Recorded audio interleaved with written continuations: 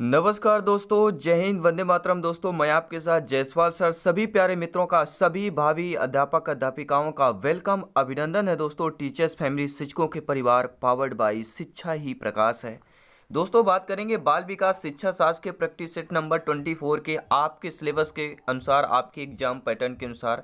आपको पता है प्रत्येक सेट में, प्रत्येक सेशन में 30 महत्वपूर्ण क्वेश्चन करते हैं और साथ ही साथ जो पिछला हमारा मॉक क्वेश्चन होता है उसका आंसर भी बताते हैं। तो चलिए दोस्तों, पहले पिछले मॉक क्वेश्चन का आंसर जानते हैं। इसके बाद हम 30 महत्वपूर्ण लाजवाब क्वेश्चन करने वाले हैं जो सिलेक्शन के लिए बहुत ही इंपॉर्टेंट होने वाला है।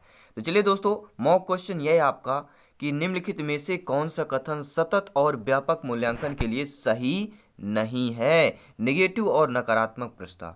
पहला कि यह एक विद्यालय आधारित मूल्यांकन है। यह विद्यार्थी में तनाव को कम करता है। इसमें नंबरों के स्थान पर ग्रेड का प्रयोग होता है। इससे शिक्षकों पर बोझ बढ़ जाता है। तो सतत और व्यापक मूल्यांकन के लिए शिक्षकों का बोझ बढ़ जाना, यह आपका क्या है, नेगेटिव, और नेगेटिव ऑप्शन हो जाएगा। तो आपका डी ऑप्शन सही हो जाएगा। जिन्होंने डी ऑप्शन सही किया था, मैं बहुत बहुत दिल से धन्यवाद करता हूं सभी प्यारे मित्रों का। डेली क्लासेस दोस्तों अटेंड करते रहिए। जो छोड़ के चले जाते, जो क्लास को बंद करते हैं, वो देखिए कहीं ना कहीं अपने रास्ते से भटक रहे हैं। आप अपने रास्ते से सर्वोपरि रहिए, क्योंकि आपका दोस्तों सिलेक्शन यहाँ पर सर्वोपरि है। तो चलिए प्रश्न को कंटिन्यू करते हैं। पहला प्रश्न है, इनमें से कौन सा विकल्प पियाजे के पूर्व संक्रियात्मक अवस्था का एक हिस्सा नहीं है। नेगेटिव प्रश्न है। अहम केंद्रिता, जीववादिता, आपका अपरिवर्तनीय या संरक्षण। सभी प्यारे मित्र कमेंट करेंगे ऐसा विकल्प जो जीन पियाजे जी के पूर्व संक्रियात्मक अवस्था का हिस्सा नहीं है। देखिए संरक्षण जो है यह पूर्व संक्रियात्मक अवस्था का, देखिए आपका जो है जीन पियाजे जी की 4 अवस्थाएं हैं। 4 अवस्थाओं में से पहली अवस्था कौन सी होती है? संवेदी गामक अवस्था, जो 0 से 2 वर्ष तक होती है। दूसरी आपकी अवस्था होती दोस्तों, दूसरी अवस्था कौन से आपका जो स्टेज होता है दूसरी अवस्था में, वह 2 से 7 वर्ष होता है, वह होता है पूर्व संक्रियात्मक अवस्था। यानी 2 से 7 वर्ष की अवस्था में बच्चा क्या है, संरक्षण वाला जो है हिस्सा नहीं होगा। अहम केंद्रिता होता है, जीववादिता होता है और अपरिवर्तनीय होता है। तो 3 ऑप्शन ये हो जाएंगे, बाकी संरक्षण वाला आपका हिस्सा नहीं होगा। और बात करेंगे तीसरा जो आपकी अवस्था है, तीसरी अवस्था दोस्तों सभी प्यारे भी तो जानते हैं 7 से 11 मूर्त संक्रियात्मक अवस्था कहलाती है। और चौथी अवस्था 11 से लेकर आगे तक अमूर्त या औपचारिक संक्रियात्मक अवस्था कहलाती है। दूसरा प्रश्न है प्यारे मित्रों, क्लासिकल स्थिति का प्रतिपादक कौन था? जी हाँ, क्लासिकल स्थिति के प्रतिपादक आपके स्किनर हैं, पावलोव हैं, वाटसन है, थॉर्नडाइक है। अगर आपको पता है तो आप ना फीडबैक दोस्तों जरूर दीजिए कमेंट बॉक्स पर। जी हाँ, क्योंकि यहाँ पर सिलेक्शन सर्वोपरि है। हर एक भाई बहन, हर एक गृहिणी का सपना है अध्यापक अध्यापिका बनना, शिक्षक बनना। वो संपूर्ण पूरी तरह से होगा, क्योंकि दोस्तों हर एक क्वेश्चन, हर एक आपका कंसेप्ट आपके सिलेबस के अकॉर्डिंग है। तो क्लासिकल स्थिति के आपके जो प्रतिपादक है वह आपके पावलोव ही हो जाएंगे। जी हम बात करते हैं, पावलोव की बात करेंगे, मनोवैज्ञानिक हैं आपके। और अगला प्रश्न है कि एक बच्चे की कॉपी में लिखने में विपरीत छवियां, दर्पण छवि आदि जैसी गलतियां मिलती हैं, तो इस प्रकार का बच्चा लक्षण प्रदर्शित कर रहा है। देखिए आप सभी लोग भावी अध्यापक अध्यापिकाएं, शिक्षक बंधु हैं। आप जब क्लास में बनेंगे, ठीक, अध्यापक अध्यापिका कक्षा में जाएंगे पढ़ाने के लिए, तो आप देखते हैं कि एक बच्चा जो क्या होता है, कॉपी में लिखने की विपरीत छवियां, दर्पण छवि आदि जैसी गलतियां कर रहा है बार बार। तो इस प्रकार का बच्चा लक्षण प्रदर्शित कर रहा है। किसका प्रदर्शित कर रहा है?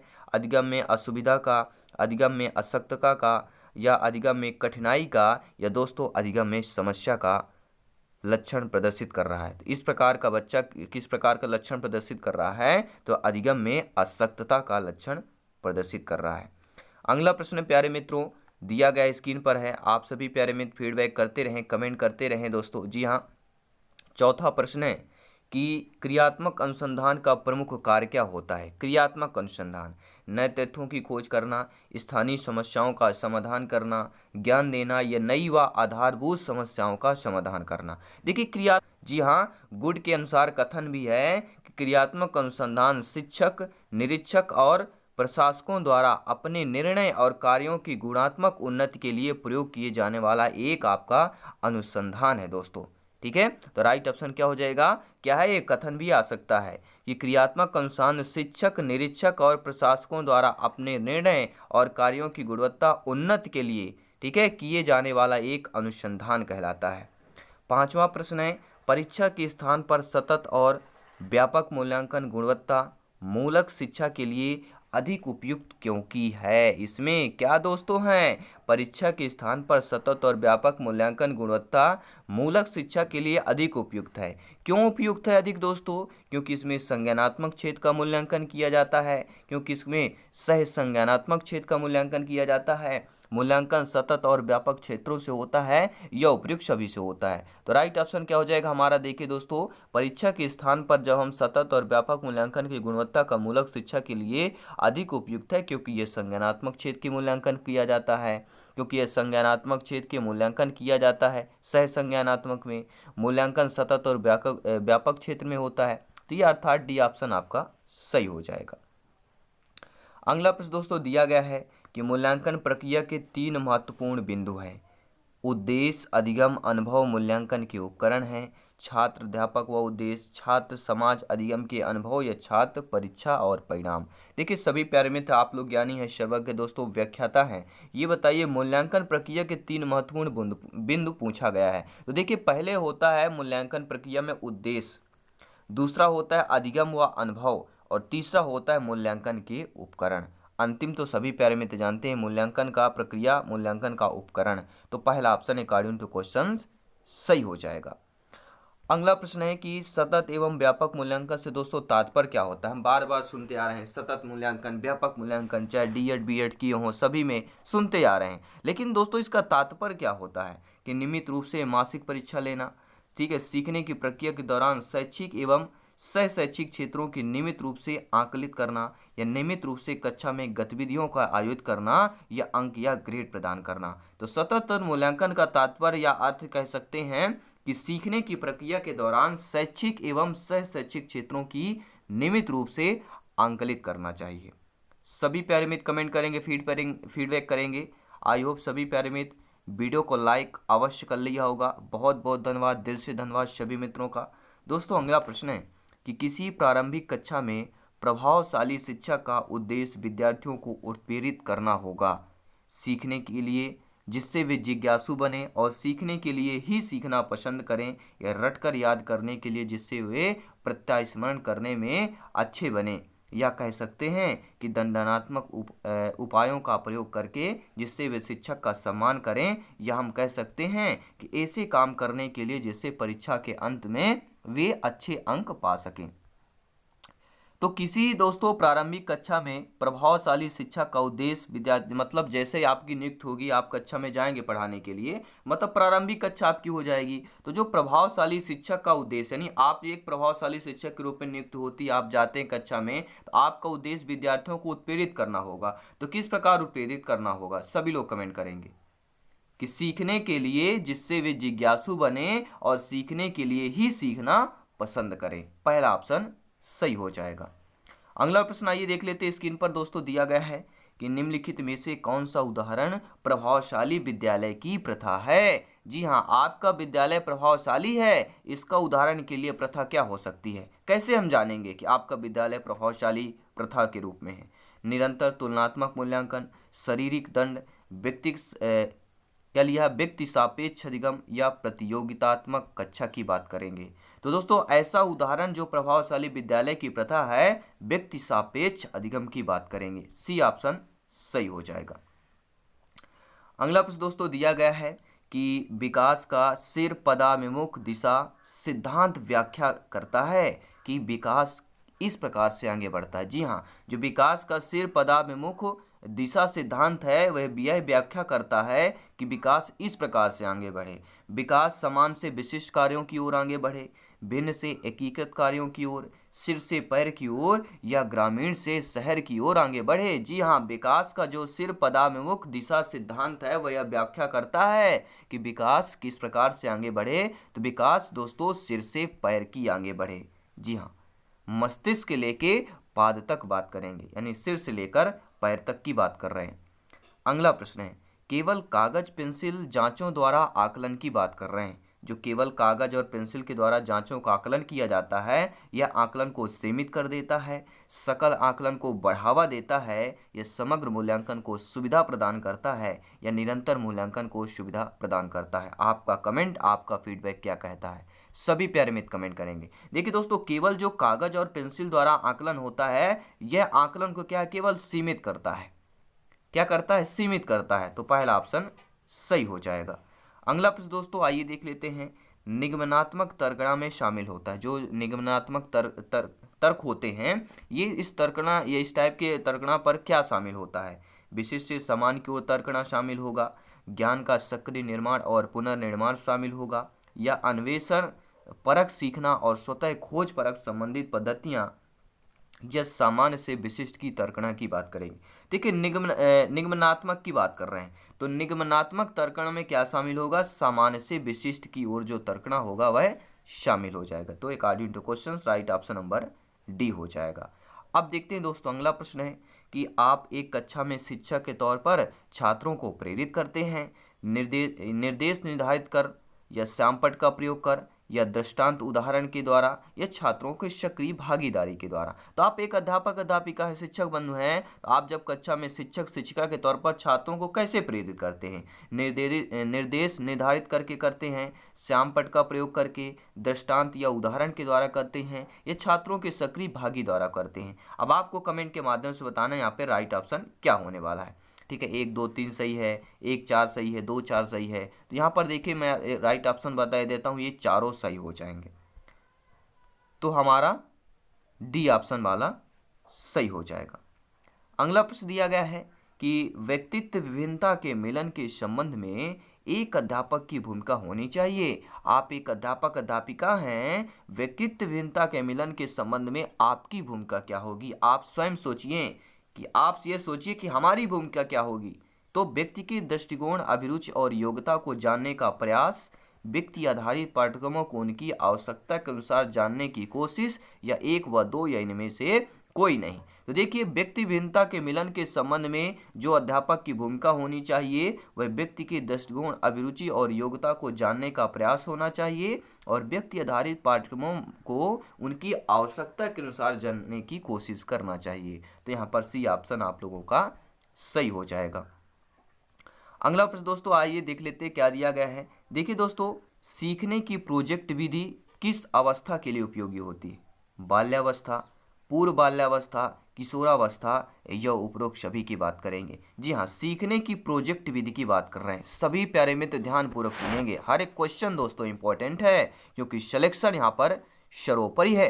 सीखने की प्रोजेक्ट विधि किस अवस्था के लिए होती है। देखिए, सीखने की प्रोजेक्ट बाल्यावस्था के लिए विधि होती है, पूर्व बाल्यावस्था के लिए भी होती है, और किशोरावस्था के लिए होती है। क्योंकि सीखने का कोई उम्र नहीं होता, कि सीखने का कोई स्टेज नहीं होता है। तो उपरोक्त सभी हो जाएगा। और बात करेंगे दोस्तों अगले प्रश्न की। अगला प्रश्न स्क्रीन पर है कि निम्न में से कौन सा व्यवहार भावात्मक बाधा को प्रदर्शित नहीं करता। नेगेटिव नकारात्मक प्रश्न दिया गया है। जी हाँ, नेगेटिव नकारात्मक प्रश्न है कि कौन सा व्यवहार भावात्मक बाधा को प्रदर्शित नहीं करता है। बाल अपराध, कमजोरों को डराने वाला, भगोड़ापन, या स्वालीनता की बात करेंगे। तो सभी प्यारे मित्र जानते हैं स्वालीनता जो है दोस्तों, यह भावात्मक जो हमारे व्यवहार है, स्वालीनता का व्यवहार जो होता है यह भावात्मक बाधा को प्रदर्शित नहीं करता है। क्योंकि स्वालीनता स्वार्थी हो जाए एक प्रकार से, स्वालीनता अपने में ही लीन रहना स्वालीनता कहलाता। तो ये दोस्तों ये ऐसा व्यवहार भावात्मक बाधा को प्रदर्शित नहीं करता है। स्वालीनता की बात करेंगे।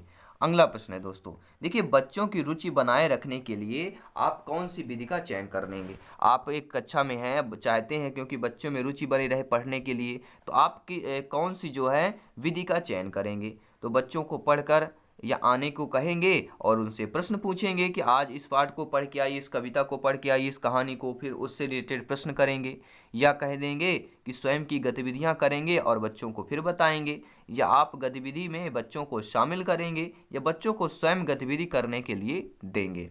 देखिए, बच्चों की रुचि बनाए रखना है। अगर बच्चों में रुचि बनाए रखना है, आकर्षण बनाए रखना है, इसके लिए आपको यह है कि बच्चों को स्वयं गतिविधि करने के लिए दें। तो इससे क्या होता है, बच्चे आकर्षित होते हैं और बच्चों में रुचि बनी रहती है। अगला प्रश्न दोस्तों देखेंगे क्या दिया गया है कि मूल्यांकन किया जाना चाहिए। मूल्यांकन जो है, मूल्यांकन से बच्चे पढ़ेंगे, पता लग जाता है कि बच्चों की उपलब्धि का या बच्चों के सीखने के स्तर पर ज्ञान होता है या शिक्षकों की उपलब्धि का पता लगता है। तो मूल्यांकन दोस्तों किससे किया जाना चाहिए? तो मूल्यांकन दोस्तों बच्चों के सीखने के स्तर का पर ज्ञान होता है, इसलिए मूल्यांकन किया जाना चाहिए। अगला प्रश्न दोस्तों दिया गया, स्क्रीन पर दिया गया है कि अधिगम का व्यवहारिक सिद्धांत कौन सा होगा। जी हाँ, हम अधिगम की बात कर रहे हैं, लर्निंग की बात कर रहे हैं, इसके व्यवहारिक सिद्धांत की पूछा जा रहा है कि संबंध प्रतिक्रिया का सिद्धांत, स्किनर का क्रिया प्रसूत अधिगम का सिद्धांत, या आपका प्रबलन का सिद्धांत, या उपयुक्त सभी हो जाएगा। देखिए दोस्तों, अधिगम का व्यवहारिक सिद्धांत हमारा संबंध प्रतिक्रिया का सिद्धांत भी होता है, स्किनर का क्रिया प्रसूत अधिगम का सिद्धांत भी होता है और प्रबलन का भी होता है, अर्थात डी ऑप्शन सही हो जाएगा। तो क्रिया प्रसूत अधिगम सिद्धांत किसका है? तो स्किनर का है। ये भी एक क्वेश्चन है दोस्तों। अब देखते हैं दोस्तों, अगला प्रश्न दिया गया स्क्रीन पर है कि शिक्षण प्रक्रिया में विद्यार्थी क्या होता है। जो शिक्षण प्रक्रिया होती है उसमें विद्यार्थी आश्रित चर होता है, स्वतंत्र चर होता है, मध्यस्थ चर होता है, या इनमें से कोई नहीं। यानी शिक्षण की प्रक्रिया में तो सही सब आप लोग जानते हैं, ज्ञानी है, स्वर्ग हैं, कि शिक्षण की प्रक्रिया में विद्यार्थी क्या होगा? शिक्षक पर आश्रित रहता है कि शिक्षण, क्योंकि शिक्षण प्रक्रिया कौन कराता है? शिक्षक शिक्षिका आप लोग कराते हैं, तो आप पर बच्चा आश्रित रहता है। ठीक है, तो शिक्षण प्रक्रिया में विद्यार्थी क्या होता है? आश्रित चर कहला जाएगा। ए ऑप्शन सही हो जाएगा। दोस्तों, समायोजन से तात्पर्य स्वयं का विभिन्न परिस्थितियों में अनुकूलन करना है ताकि संतुष्ट किया जा सके। जो समायोजन से मतलब तात्पर्य दिया गया है कि स्वयं का विभिन्न परिस्थितियों में अनुकूलन करना है ताकि संतुष्ट किया जा सके। अरे भाई, किसको संतुष्ट किया जा सके? दूसरों को किया जा सके, जो प्रेरक होते हैं उनको किया जा सके, जब उनके उद्देश्य होते हैं या अपनी जो आवश्यकताएं होती हैं उनको किया जा सके। तो सभी प्यारे मित्र जानते हैं कि दोस्तों जो परिस्थितियां को अनुकूलन करना यानी हमारे आवश्यकता को संतुष्ट करना क्या हो जाएगा? आवश्यकता की बात करेंगे। अब बात करेंगे 7 से 8 प्रश्न रहेंगे, बाल मनोविज्ञान के प्रश्न रहेंगे। तो इंपॉर्टेंट सेशन है, सभी प्यारे मित्र ध्यानपूर्वक देखेंगे। मानव बुद्धि एवं विकास की समझ शिक्षक को योग्य बनाती है। मानव बुद्धि और विकास की समझ यानी आप लोगों को योग्य बनाती है। किस टाइप का? निष्पक्ष रूप से अपने शिक्षण अभ्यास का योग्य बनाती है। शिक्षण के समय शिक्षार्थियों के संवेगों पर नियंत्रण बनाए रखने का योग्य बनाती है, या विविध शिक्षार्थियों के शिक्षण के बारे में स्पष्टता का योग बनाए रखती है। यह दोस्तों शिक्षार्थियों में यह बनाने कि वे अपने जीवन में कैसे सुधार कर सकें इसकी योग्यता बनाए रखती है। तो मानव बुद्धि और विकास की समझ यानी जो मानव बुद्धि है इसकी समझ होना चाहिए, और उसमें जो विकास होता है इसकी समझ होना चाहिए, जिससे शिक्षक में विविध शिक्षार्थियों के लक्षण के बारे में स्पष्टता हो सके। सी ऑप्शन सही हो जाएगा। अगला प्रश्न देख लेते हैं कि व्यक्तित्व मापन के लिए व्यक्ति की पूर्ण सूचनाएं जो पूर्ण सूचनाएं होती हैं। जी हाँ, व्यक्ति मापन के लिए व्यक्ति की जो पूर्ण सूचनाएं प्राप्त करने की विधि कौन सी होती है? अवलोकन विधि होती है, निरीक्षण विधि होती है, व्यक्ति इतिहास विधि होती है, या साक्षात्कार विधि होती है? सभी प्यारे मित्र कमेंट करेंगे। जी हाँ, व्यक्तित्व मापन के लिए व्यक्ति की पूर्ण सूचनाएं प्राप्त करने की विधि व्यक्ति इतिहासवाद हो जाएगा, क्योंकि व्यक्ति मापन के लिए व्यक्ति की पूर्ण सूचनाएं यानी व्यक्ति की जो पूर्ण सूचनाएं यानी कि पूरी इतिहास की हिस्ट्री की बात पूछ गया।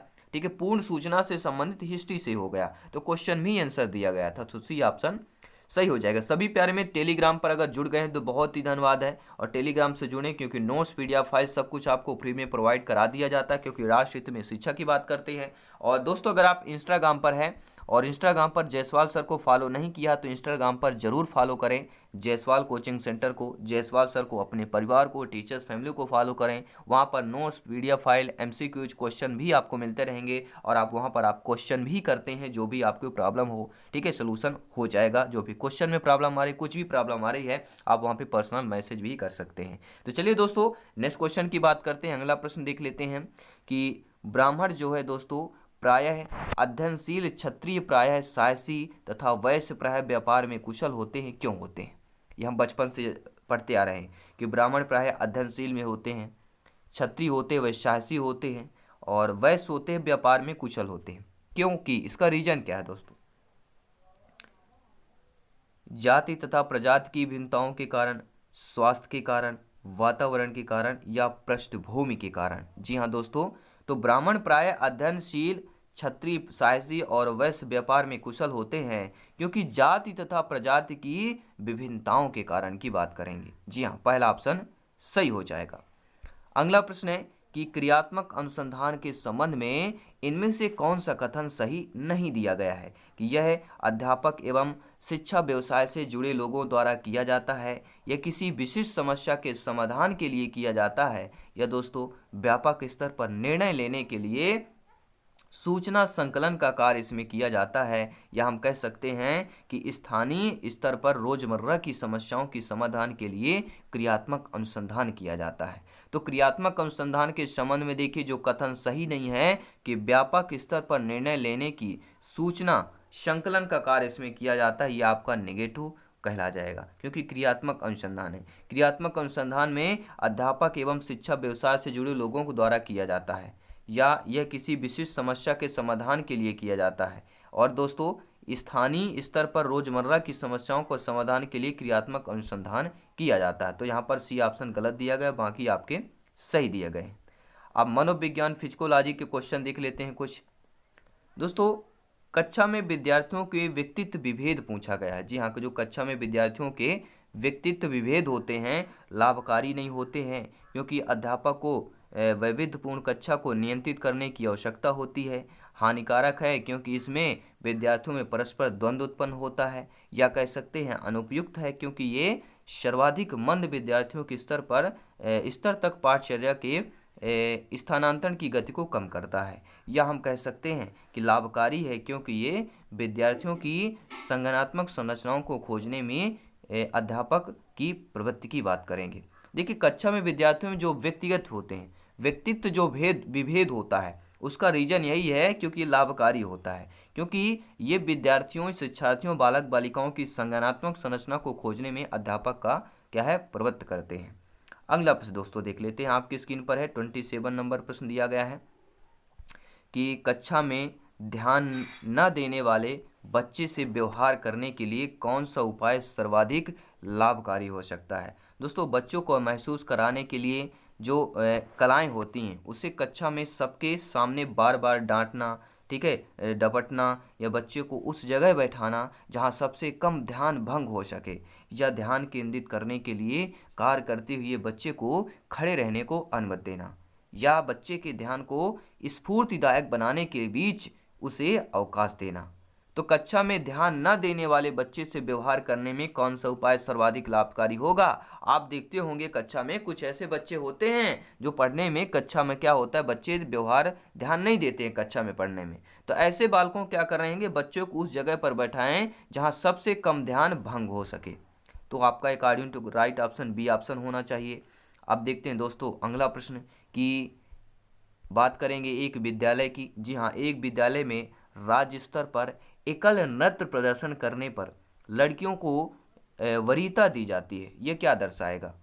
ध्यान दीजिएगा, एक विद्यालय है जो राज्य स्तर पर एकल नृत्य प्रदर्शन करने पर लड़कियों को वरीयता दी जाती है। किसको वरीयता दी जाती है, लड़कियों को दी जाती है। ये आधुनिक विचार है, व्यवहारिक दृष्टिकोण है, लिंग भेद है, या अखंडता है। तो जहाँ पर लड़कों को वरीयता दी जाए, लड़कियों को वरीयता दी जाए, जहाँ पर समान ना समझकर किसी को आगे बढ़ाया जाए, किसी को बढ़ चढ़ कर बोला जाए, तो वह क्या हमारा लिंग भेद पर आता है। तो सी ऑप्शन आप लोगों का सही हो जाएगा। अब देखते हैं दोस्तों अगला प्रश्न दिया गया है, इसके बाद आपका अंतिम प्रश्न मॉक क्वेश्चन रहता है, सभी प्यारे मित्र जानते हैं। अंतिम पहले ये प्रश्न देख लेते हैं, अच्छे तरीके से समझ लेते हैं, क्योंकि सिलेक्शन दोस्तों यहाँ पर बहुत ही ज़्यादा महत्वपूर्ण है, क्योंकि इससे आपके सपने जुड़े हुए हैं, आपके परिवार, आपके माता पिता के सपने जुड़े हुए हैं, तो आप अच्छे तरीके से समझते होंगे। तो दोस्तों ये समय ये बहुत इंपॉर्टेंट है, इस समय का सदुपयोग करें, उपयोग करें, यूज करें और अपने सपने को पूरा करें।